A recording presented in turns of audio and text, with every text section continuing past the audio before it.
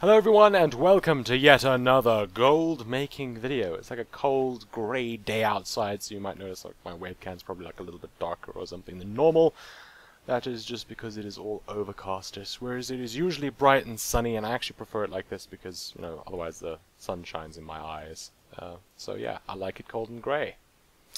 Right, what am I doing in this video? Okay, it's time to go through all of the different types of items that you can really get on the auction house, just sort of going through it by category, not massively specific because there's just too many freaking items to do it specifically, but to really just kind of go through every single category, because someone asked on Facebook, and I looked at that and I was like, I'm not entirely sure if I've gone over this category by category, you know what, whatever. I'm not sure if I've gone over this section by section, but even if I have, it never hurts to kind of go over it again and really bring it across to people, because resale can be kind of, well, it's a bit of a challenge. Even when you know what you're doing, you can still get caught. So, you know, obviously I want to do whatever I can to help you guys know what you're doing.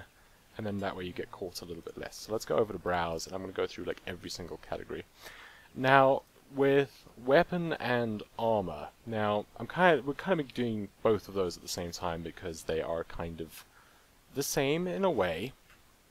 The main thing with weapons and armor is they can be good to resell. There's usually like a whole bunch of stuff on there about, you know, items that you can sell for more.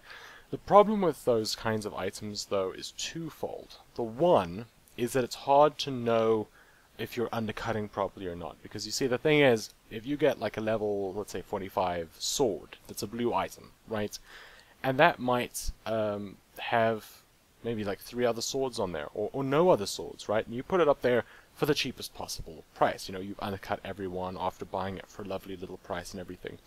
And you've got it up there, but what you don't know is that there's another sword that does almost exactly the same thing for like 200 or 300 gold less or something. So then it becomes a lot harder for you to sell it, and it just, you see, the problem with gear is it's kind of difficult to really know if you're undercutting because they're all got different names and everything. But for the most part, you can generally make gold with them, but again, it does take a very long time to sell, especially on realms that aren't high pop, because you don't have like a ton of people leveling all the time. So if you've got a low pop realm, it just takes forever to sell gear. It really does.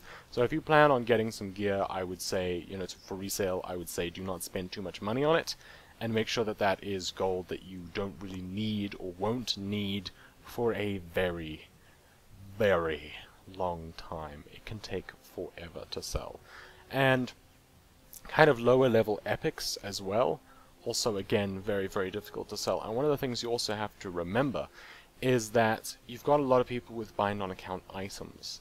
So someone who might have the gold to buy that awesome epic bow probably has a BOA item that's going to be better in about 5 seconds, because ding, and it's now better than that fantastic bow. So while that fantastic bow might look awesome, it's actually not really going to sell. But, you know, it's worth a shot sometimes. Sometimes you can see and just see if things sell. But generally, it can be a little bit dicey with gear, and it can also take a very long time. Now, the next thing with gear is, of course, transmog. You've got the transmog nuts out there that are just like, oh my goodness, I need me some sexy-looking gear. So what you can do is you can, you know, look up transmog sets. If you see that a piece of gear is going for a very low price, and it is part of a transmog set, then you will buy it. Though that's probably something you're less going to find through resale and going through the resale tab, and more something that you will specifically go after outside of the resale tab. Because can you imagine, I mean, I'm just thinking it myself as I'm saying it, going through the resale tab with all those hundreds of pieces of gear, I don't think I'm going to recognize anything that would be good for transmog. Even if I had all of them memorized, I probably wouldn't. You know, that's probably something where you go and you pull up a list on Google of just like a bazillion of those transmog pieces, and I'm probably going to do some videos on that at some stage, because that is something that needs to be done. But basically you're going to sit there with like a web page open or something, and then, you know, you can have that up and look for each piece by piece and try and get like a whole set that you built together. And then you can either try and sell those pieces individually on the auction house for a ton of money, because people want it for vanity, and people will spend money for vanity, I guarantee you.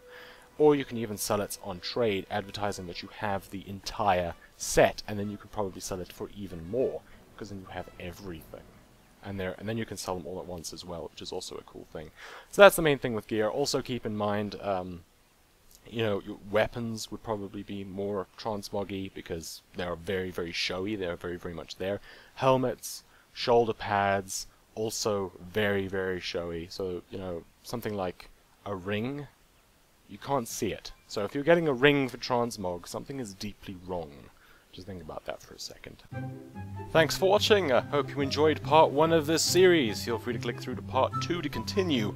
And of course, if you liked it so far, then why not subscribe for more videos?